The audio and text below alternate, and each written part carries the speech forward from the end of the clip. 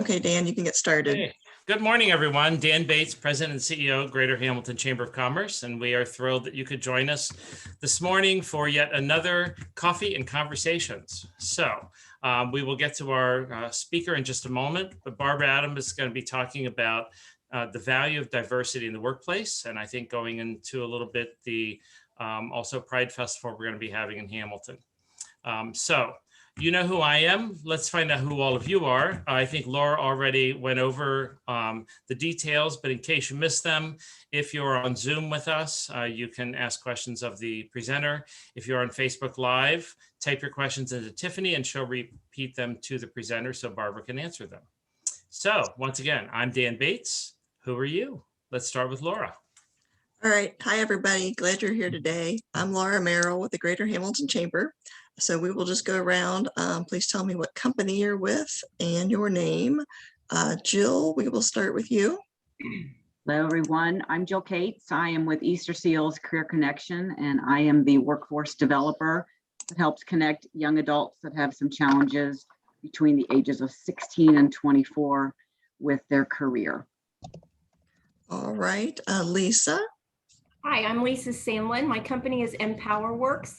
I teach people how to take ownership of their life, health, and wealth through education, design, and financial services. Great. Glad you're with us today, Lisa. Sandy.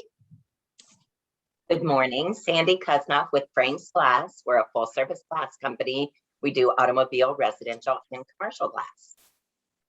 Awesome. Steve. Hello, everyone. Steve Wayne, Assistant Director of Employer Relations at Miami Regionals. Glad to be here. Thank you. Nancy. Good morning. I'm Nancy O'Neill with the Greater Hamilton Chamber. All right. Tiffany. I'm Tiffany Grubb with the Greater Hamilton Chamber. All right. So, Barb, we are excited to hear what you have to say today. We will get started. You can just go ahead and kick it off.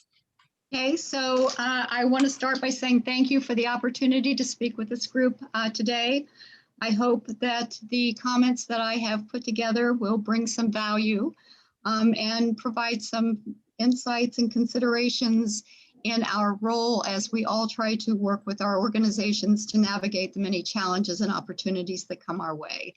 A little bit about my background. I have spent many years in HR. I spent many years in manufacturing. I also was in a corporate HR role in the chemical industry, did some private consulting, and I am currently employed with Employers Resource Association from Cincinnati and have been primarily working with Butler County manufacturing organizations in that role.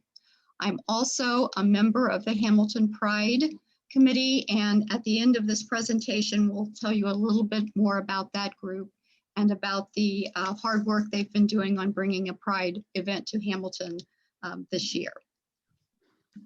So as I start out and move forward, I'm hoping this will work. Oh, there we go. I have entitled the presentation I want to give as Adapting Business to Our Changing World.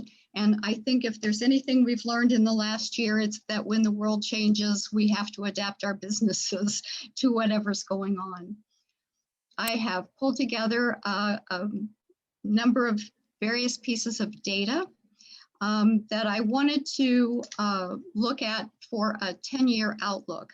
I know in the last year that we've all had to be very reactive because everything happened in a way that was so very fast that we had no choice but to make very rapid changes and be very reactive.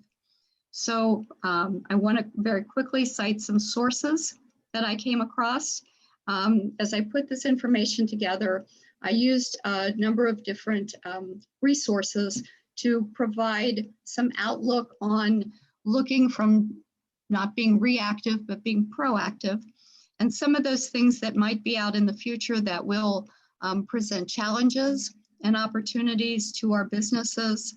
I've looked at some world data and then tried to focus on the US economy and how that will impact our businesses over the next 10 years. Just to be upfront, the data I looked at is really a 40-year outlook, but that's just too far out in the future. So I tried to pull some things that I thought were thought-provoking and interesting and might be the basis of some good conversation as we look at the future. I know that we all have many things on our plate. And I just put a few up here that I know we deal with every day. So we have to be very tactical. We have a lot of responsibilities to provide to our organizations. And we have to make sure that happens no matter what else is going on in the world. So I wanted to be able, as we're coming out of this pandemic, and we've had to be so reactive for the last year and a half, and maybe bring some things to your, just to discuss that might be a little more proactive in our business partnership roles with our organizations to be able to have a more strategic focus.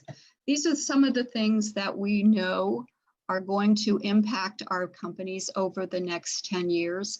My focus today will be more on the demographics and globalization. But we also know that we are in a world today of very rapid change.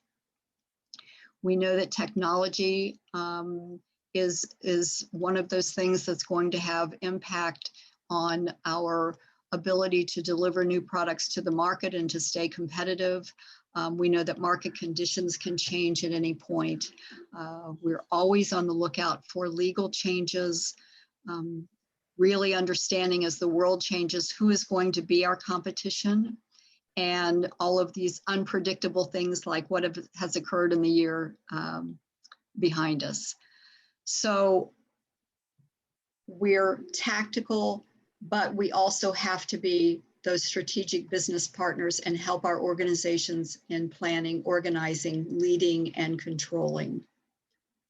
So I wanted to take a few minutes and just share some of the things as I did my research that I came across that I thought might be of interest to other HR folks. As we look at how the US is going to compete, and I really want to bring this down to thinking about our own businesses and how does this affect us. When we look 10 years out, currently as we're looking at the the world market, we see China as that big competitor. A lot of that has changed, and especially through this last year, we're looking at bringing a lot of manufacturing back to the US.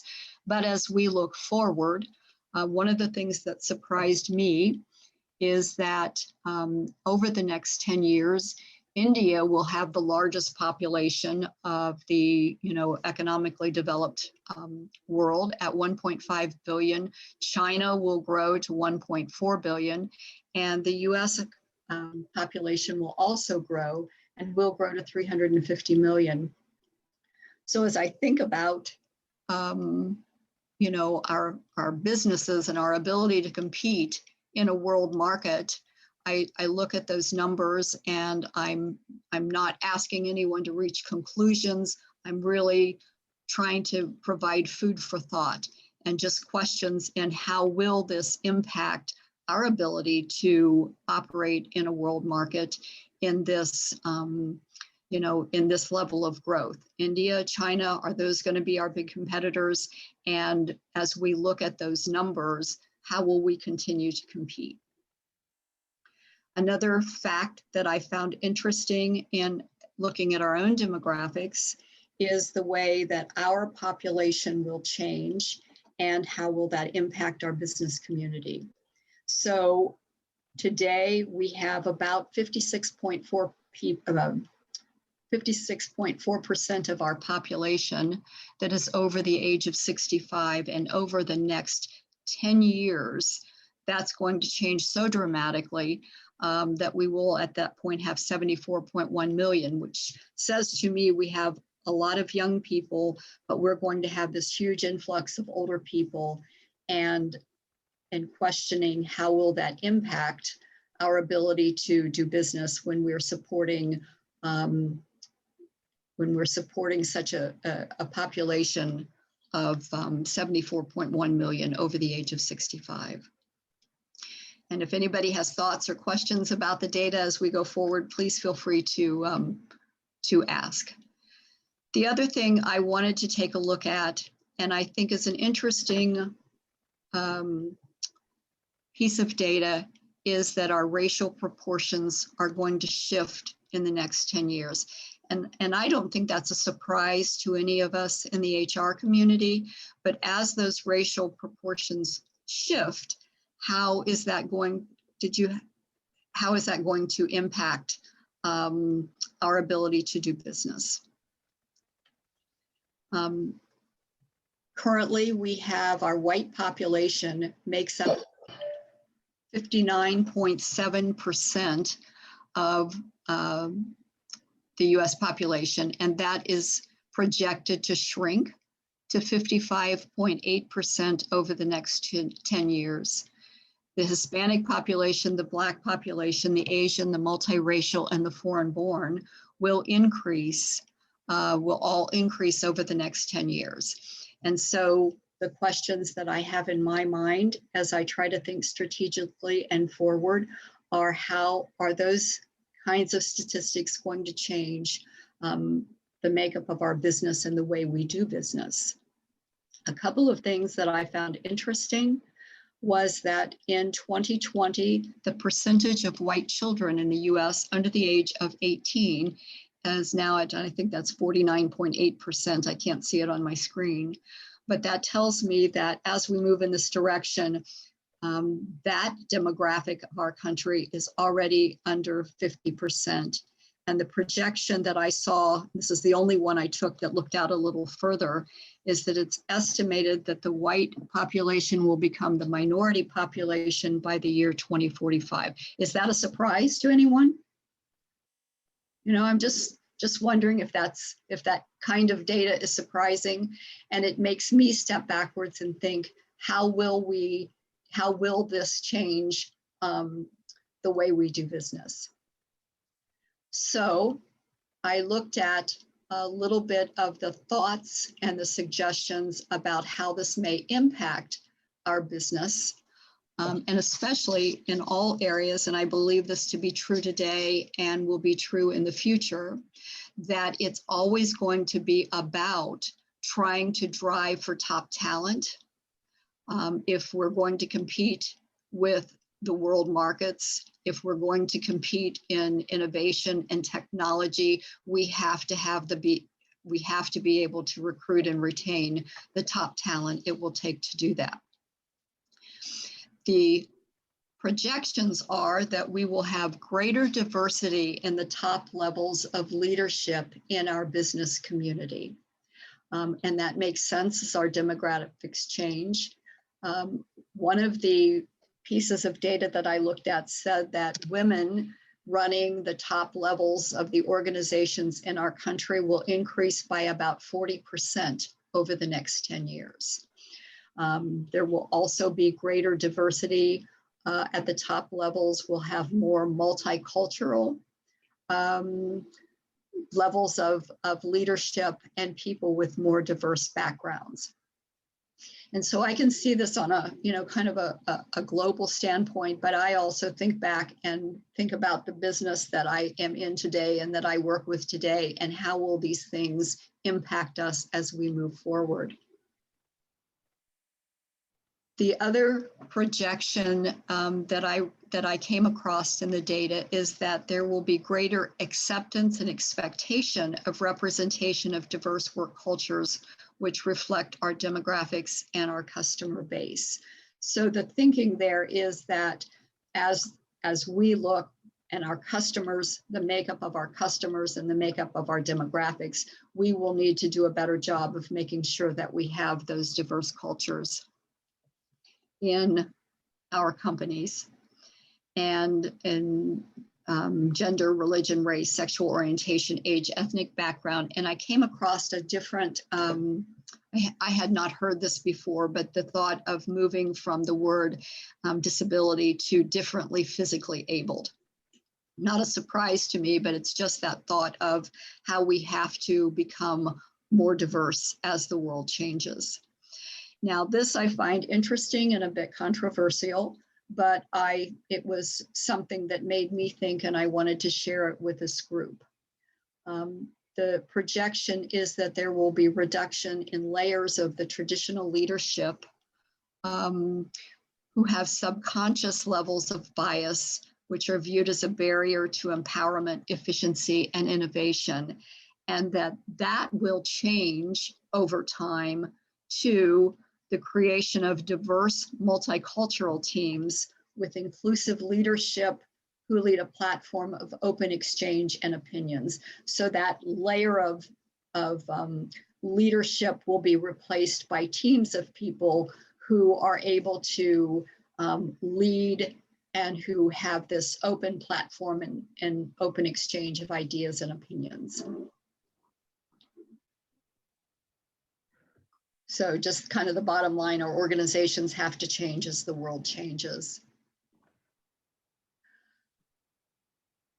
So here's some of the thoughts that I came across from an HR perspective on what HR should be thinking about in the next, as we think strategically about the next 10 years moving forward. And one of those is that we should begin to educate the top levels of our leadership on these kind of changes and how they will impact our business so that we're able to think at a more strategic level and plan at a more strategic level, as we know that globalization and the demographics of our society will change. And we should take the opportunity to hire inclusive leaders when possible. And so speaking for myself, when I read this, I thought to myself, I don't know how to hire an inclusive leader. I know that I usually have criteria, but I don't know what that looks like. So I think that's an opportunity to educate ourselves on our business. What does that look like? And if we move forward and we can hire leadership that's more inclusive, what are those traits and characteristics that we have to seek as we go to move to fill these kinds of positions? I think all of us in HR try to do this today to the best of our ability to recruit diverse talent at all levels of the organizations as opportunities exist to do that. And then again, this was a change in thinking for me, and I wanted to bring it to this group. And that is that we should work with all levels to motivate a change in thinking from finding the right cultural fit for our organization. I do that as I recruit currently. I'm always looking at the organization, and as I recruit and I interview people, I try to make sure that that's a good fit. One of the things that comes to my mind is that as I'm looking, if I'm working with a company that is very entrepreneurial and I'm talking with a candidate who comes from a very structured work environment, there's a transition that has to happen. Is that a good fit for this business? And the thinking behind this, and I've just captured little pieces of what I read, but we need to change our thinking from how do we find the right cultural fit for this organization to how do we become a welcoming environment by finding candidates who can help us create a new culture of a more inclusive workplace that can adapt to the changes that our organization will face as our demographics and our talent pool changes. And then the other thing, and again, I've tried to bring those things that for me are new ways of thinking, and that's to work to train all levels of management of the importance of creating an inclusive environment where people are not singled out for their differences or don't fit in, but are valued for those differences and seen as an opportunity to expand our thinking increase employee engagement, retention, and drive innovation, efficiency, and productivity.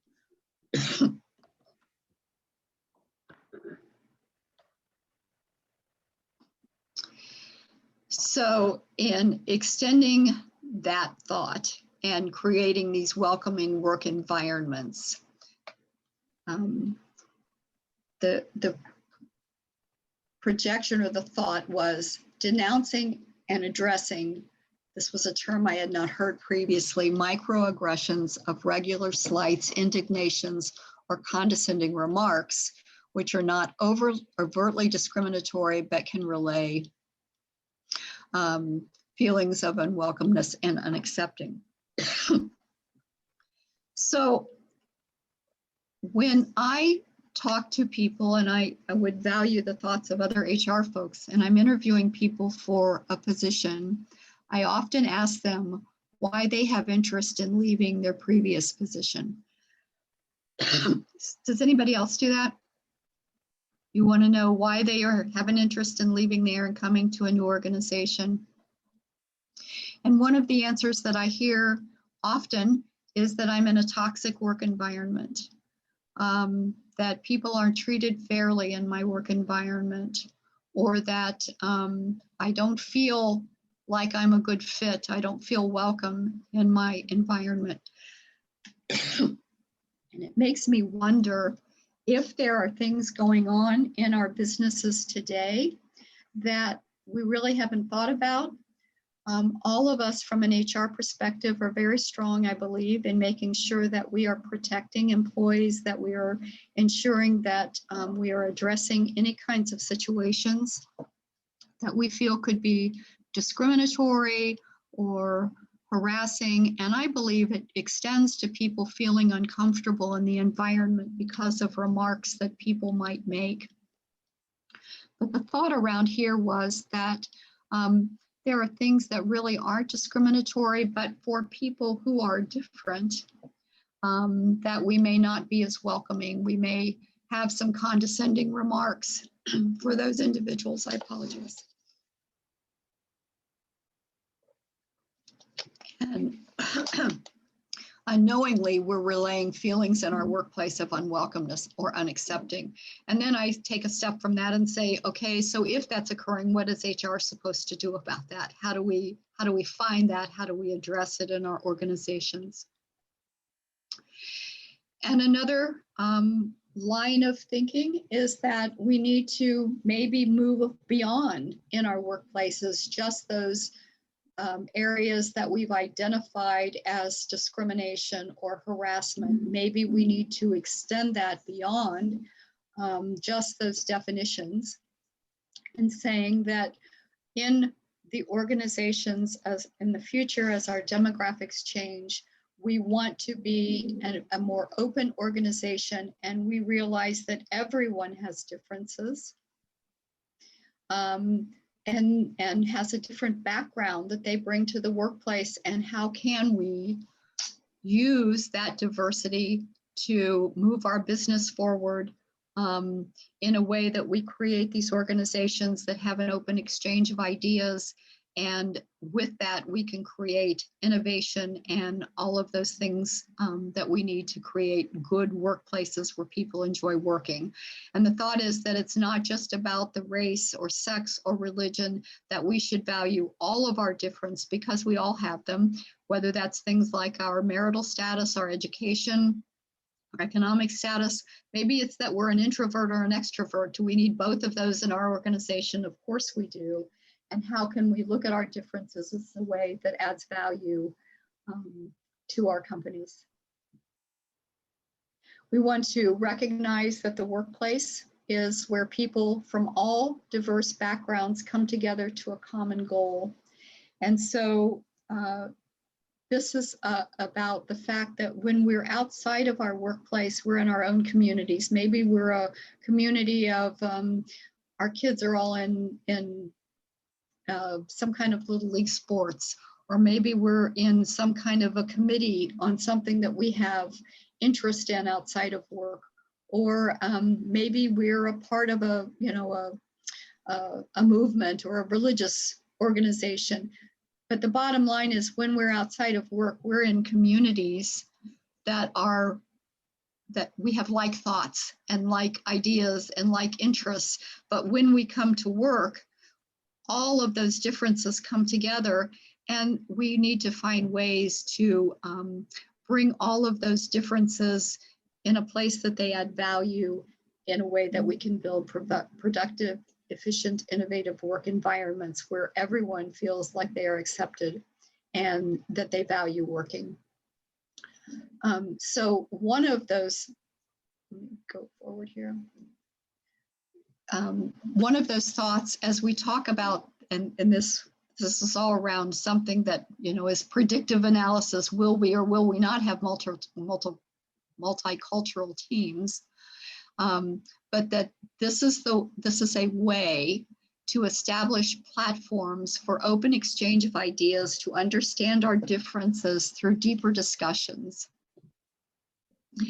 And some of the thoughts around this were exercises in that we bring people together who are from different backgrounds or from different perspectives, and we do this open exchange of ideas where we're able to talk about how we're challenged in the workplace. For instance, if I'm an introvert, how am I challenged in the workplace from being able to provide more value? What stops me from being able to do that? Or if I have a language barrier, but to bring those kinds of challenges out in the open in our workplaces, in some kind of a forum where we begin to understand each other's perspectives. In a sense, we walk in each other's shoes, and that we, by understanding what might be a challenge for someone else, we have more open acceptance and more interest in helping people overcome those challenges so that we can all work together for the good of the business. Another thought is that in an open exchange of ideas that we consider making sure that we have round robin discussions. And the thought here is that there are many voices that anytime we have an open forum, that people are very open and they raise their hand and they want to participate. And then we have others that are not, that are usually very quiet. And this could be because of their differences, we don't know. But the thought is that we should make sure that we always give everyone the opportunity to bring value through discussion, and that we should make sure that if we're in an open forum and we're encouraging the exchange of ideas, that we always ask each individual, do you have something that you would like to contribute? And then they have the opportunity to say yes or no. But maybe if we ask them, they have something that they wouldn't have just spoken out in an open forum. And the longer term thinking is that as multicultural teams continue to grow, they become empowered with more opportunity to lead the organizations to greater outcomes through improved efficiencies, increased productivity, new technological opportunities, product innovation, and new ways to build and contribute to employees' opportunity for satisfaction in working with the organization. I don't think the idea of teams is anything new.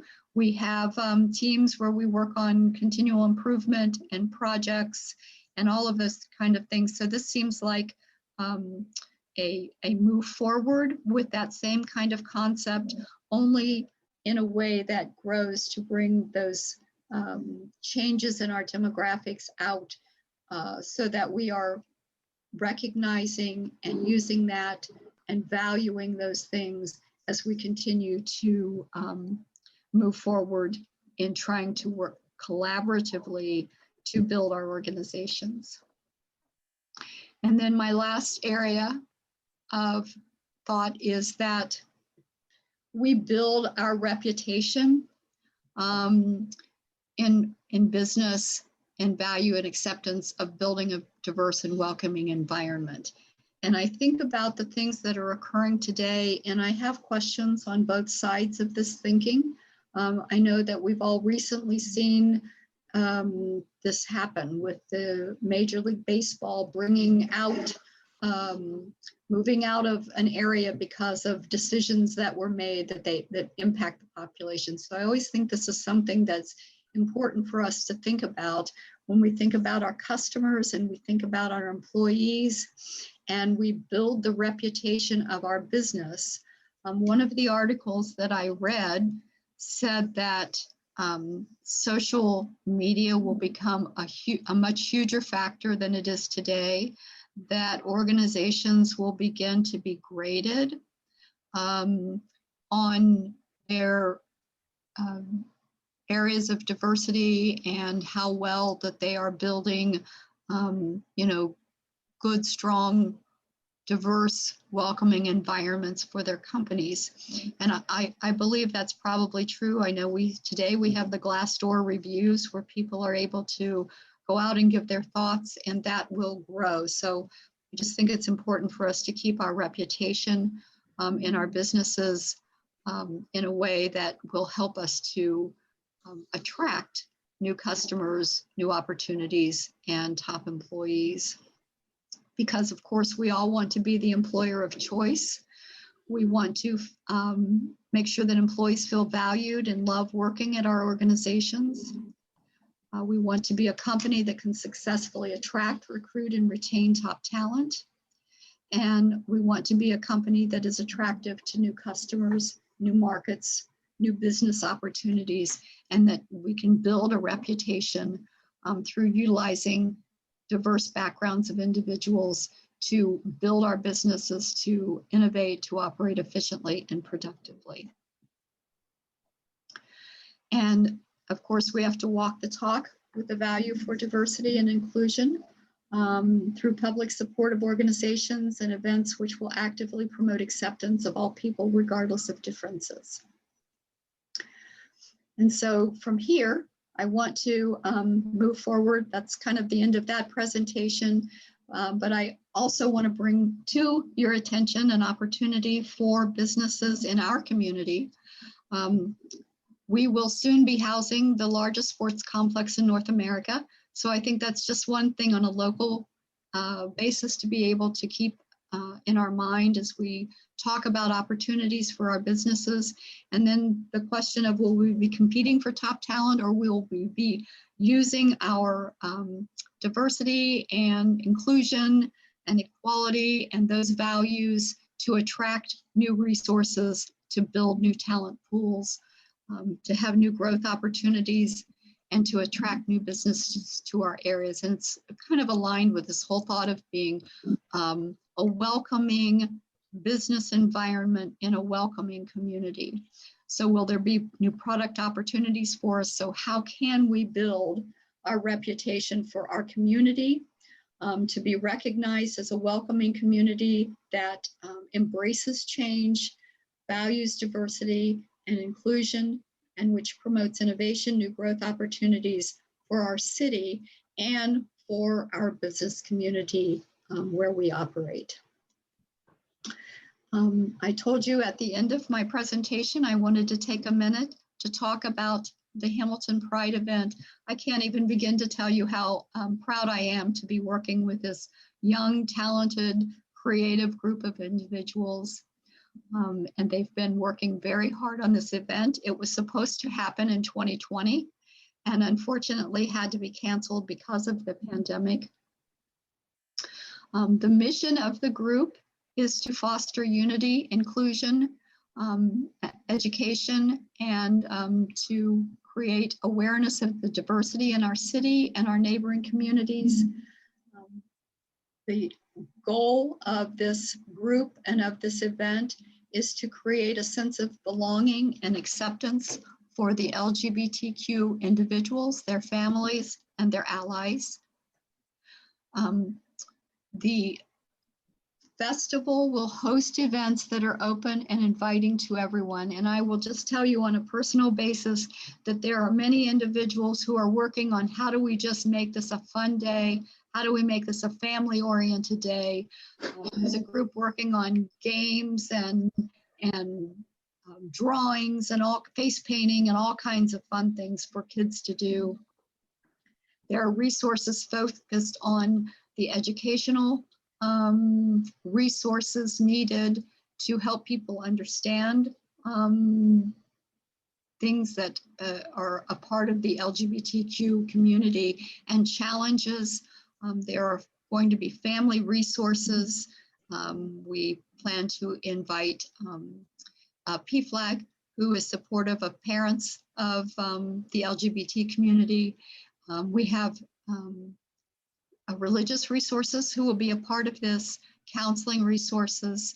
So we want to make sure that we're providing a day that's fun, but also provides good resources for education in a safe environment where people are free to celebrate their being and their achievements in equality.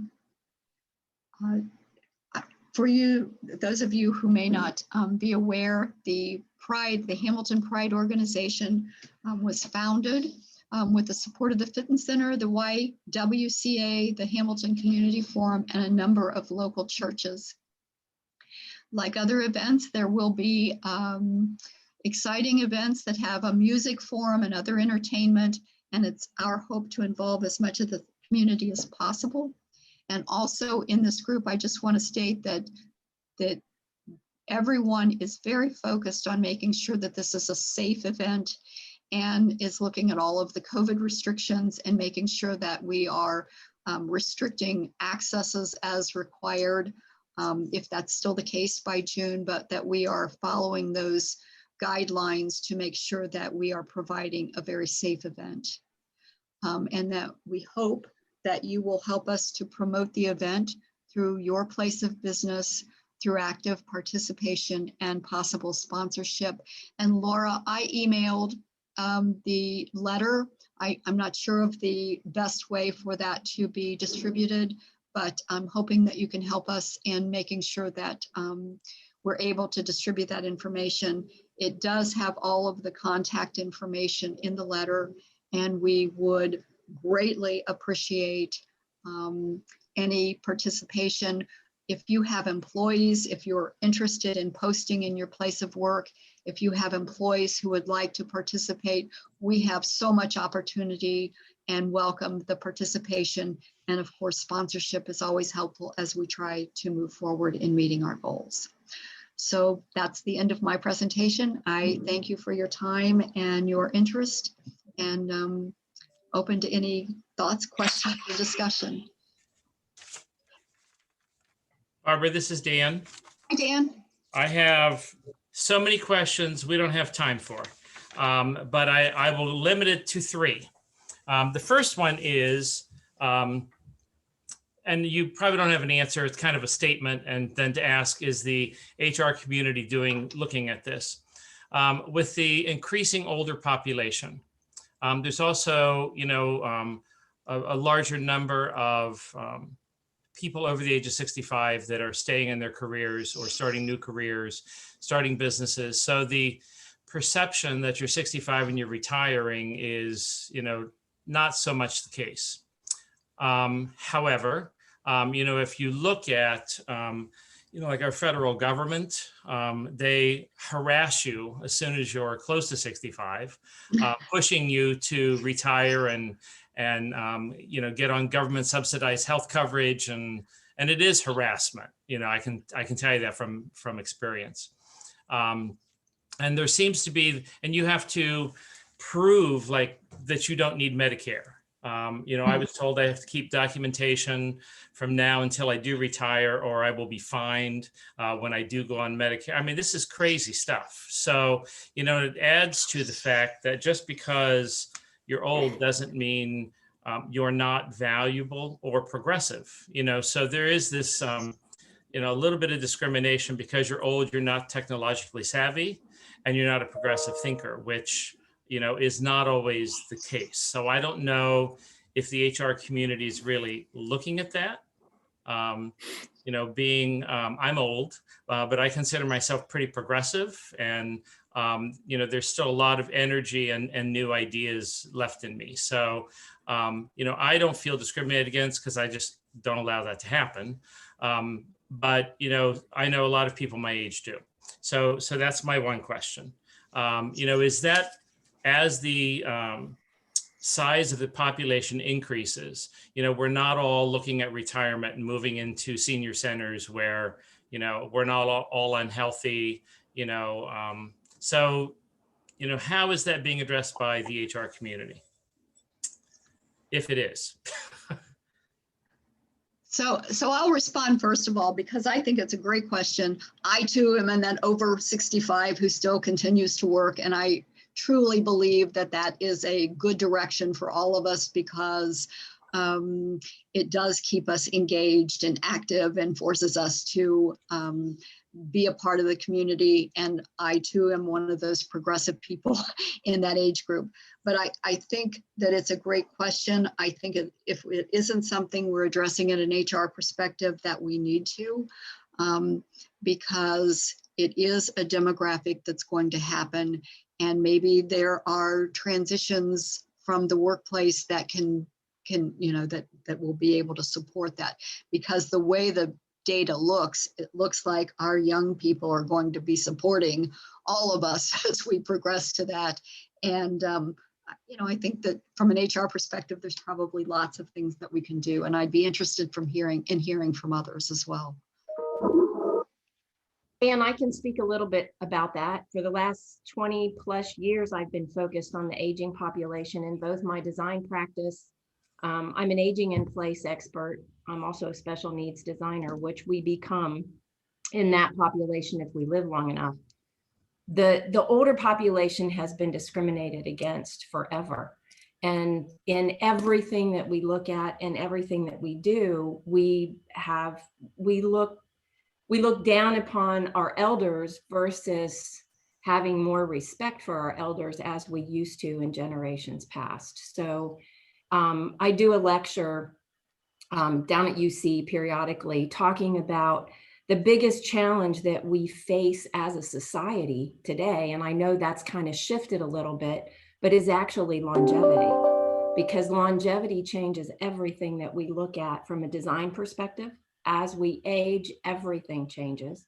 So every product, every home, everything that we look at needs to be reevaluated. And we as a society have never done that.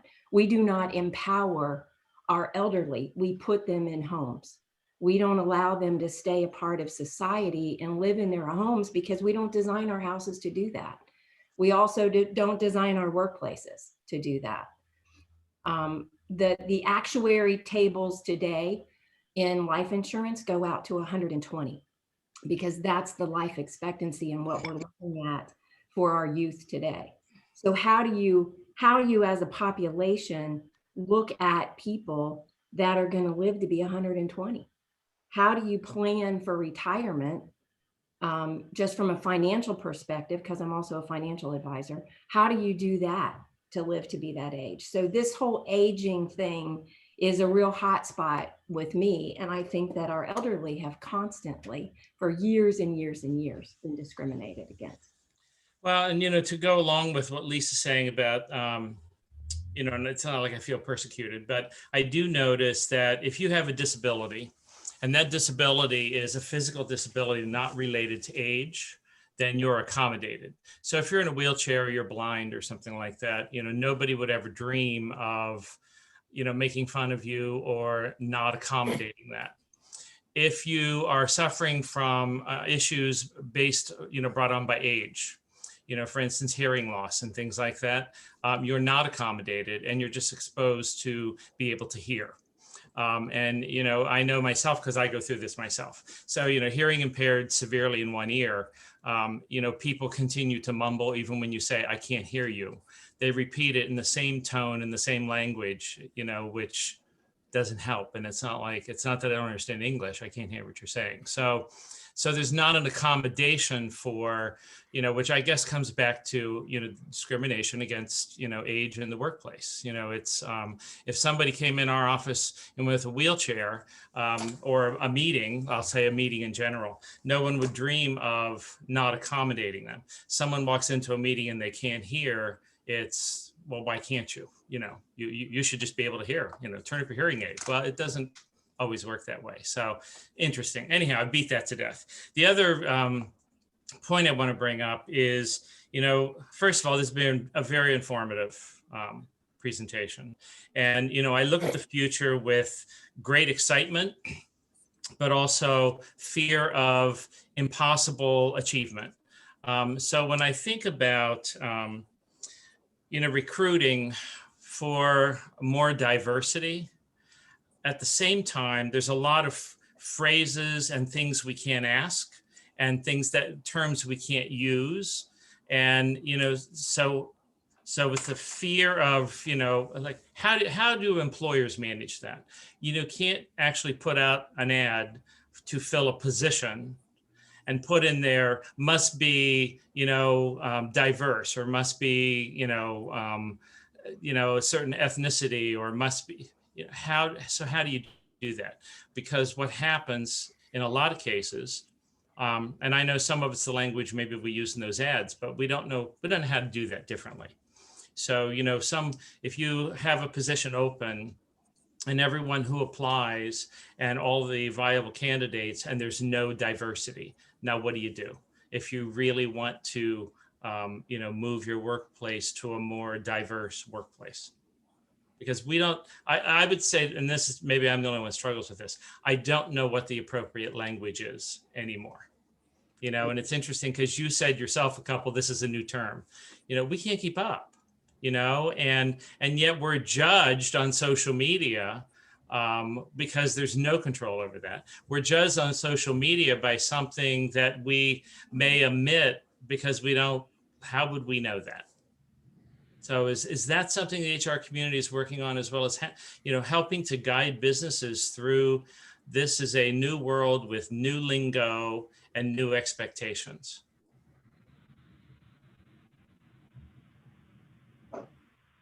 I have a comment. I'm not an HR expert at all, but I've seen in my time at Miami, when they post for a position, if they do not get a diverse group of applicants, they repost it. They actually don't move forward. They kind of shut it down and reopen it and try again. And at least I've seen that, happen a couple of times. Can I just throw a question out there? So, I've been self-employed my whole life, so I've not been involved in a lot of the workplace environment. If we post a position that are the qualifications for that position, and so many people apply, and it's not a diverse group, and you post it again and it's not a diverse group, and we refuse to hire somebody because we don't have diversity, isn't that in and of itself a form of discrimination against the people that aren't diverse?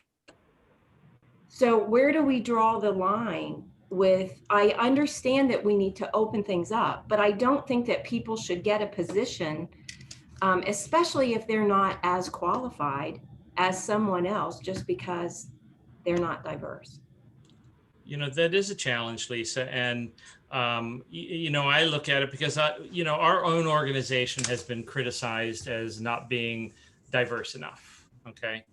But it's a small group. People have been here for years. And, my response is, I can't fire somebody who's a long-term quality employee just because they're white.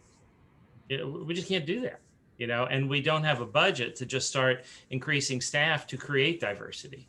So yeah, it's a challenge, but yet, I'm sure there are people, because people have been bold enough to say it to me, well, you certainly don't have any diversity in your employees, But you do have women, Dan, and it took me a master's degree to realize that women were marginalized, because my entire life, I never felt like I was marginalized until I had a professor that hammered that into my head and said, yes, you are.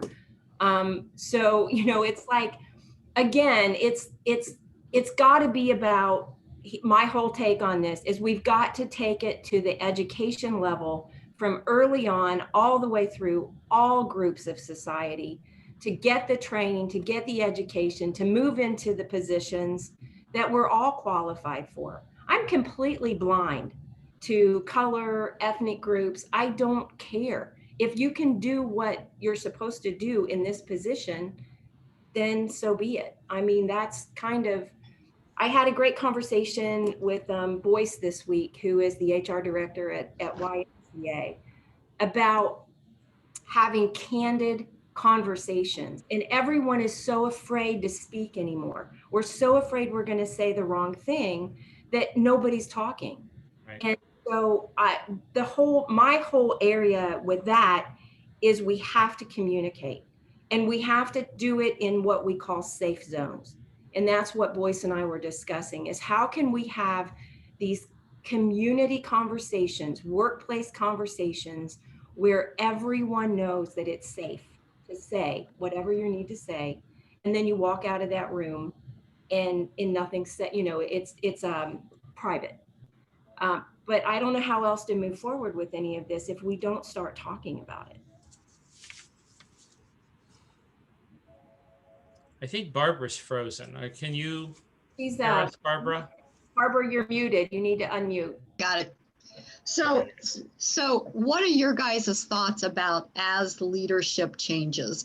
The majority of our organizations and the projections are that over the next few years, people at the leadership level are going to look differently.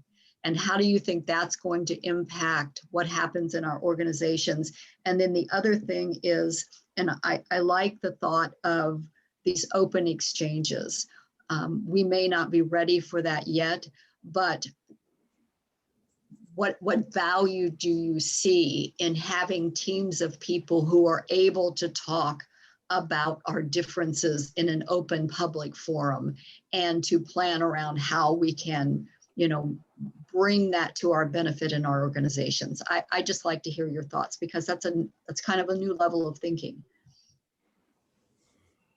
In my world, everything has always been diverse. I went to the University of Cincinnati, which to me was the most diverse. I went through DAP for 8 years. Yeah. I did my undergrad and my master work. I was the dean's assistant. The dean was Indian. My master's program, I was the minority. I was the only white American woman in the program. So I have been surrounded by diversity, and it's never been an issue with me. Like I said, I value people for who they are as people. And I value people of all types for what they bring to the table. My brother is a gay man. I have learned more about his life because I intertwine myself with his life. So I've always, and I hate the word tolerance, because I don't want to tolerate somebody. Right. I want to love and accept somebody. I was taught to love unconditionally. And years ago, my father had a near-death experience. And when he was able to speak to us after that, his words to us were, "It's just so simple. God is love. And if we love one another the way God intends us to, there's no room for evil. So just love each other unconditionally and stop putting all these labels and all these things on people, and just, accept people and value people for who they are and what they bring." I think the challenge, though, is, first of all, to answer your question, Barbara, I think we're definitely going to head for more diversity in leadership, because we're headed for more diversity in the workplace. So, as those people progress and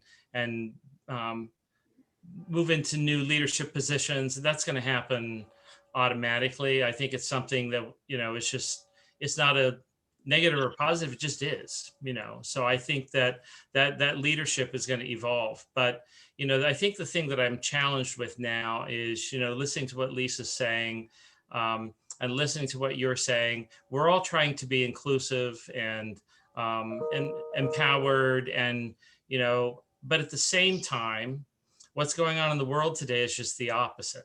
So, you know, so we are faced with this battle of,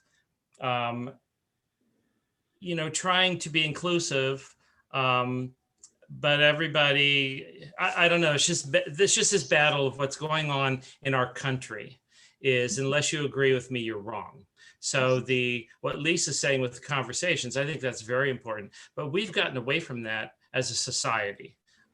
You know, I think here, you know, in our culture, Lisa said, you know, yes, we're diverse because we have females. I got to tell you, the females rule here. And I think that they all feel empowered to voice their opinion at any time.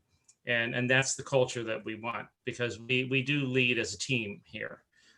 But what's going on in the world around us is just the opposite. Like, we're trying to create all this inclusiveness and diversity and everything in the workplace, which I agree with.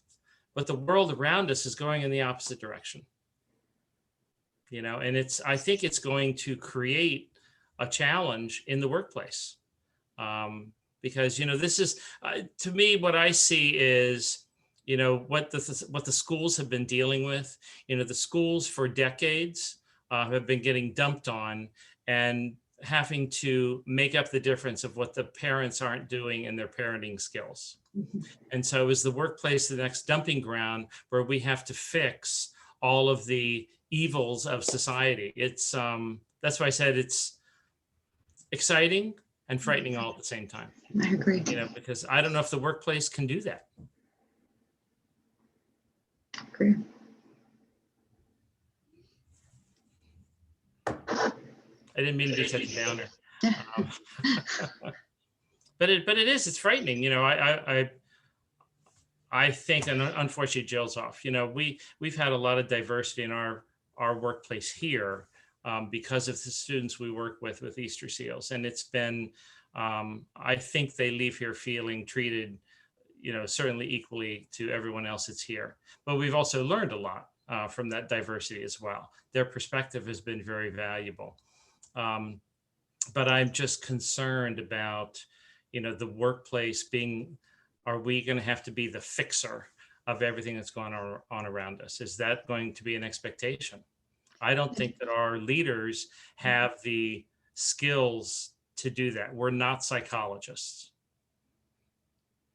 And the truth of it is this evolves. That's really going to fall to HR. I mean, it's really going to fall to HR to manage.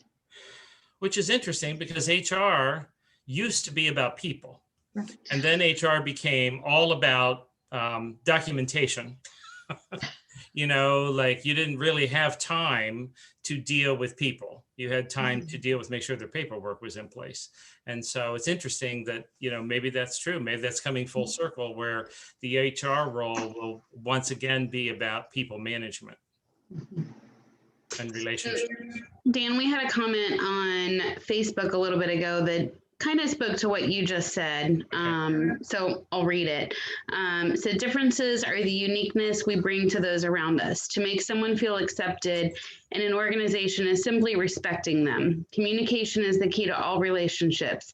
That being said, the workplace cannot be your doctor, therapist, or guru. It's a place of growth and development that promotes the product or principles of that company. What more can be expected from our business leaders? Well said.